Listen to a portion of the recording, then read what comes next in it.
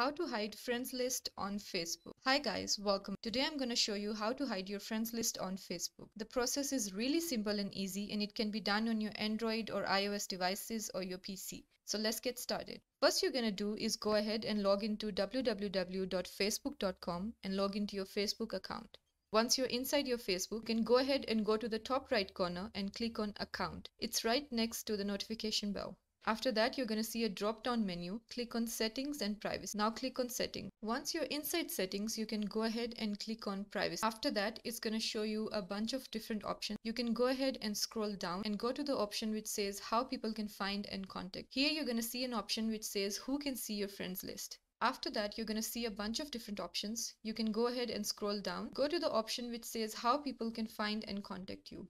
In here, you're going to see an option which says who can see your friends list. As you can see right now, it's set on public. That means anyone can see my friends list. You can go ahead and click on edit. Now you can change it from public, only me. So that's it guys. This is how you can hide your friends list on Facebook. I hope this was helpful to you guys. If you liked the video, please give it a big thumbs up, leave a comment down below and subscribe to Software Made Easy.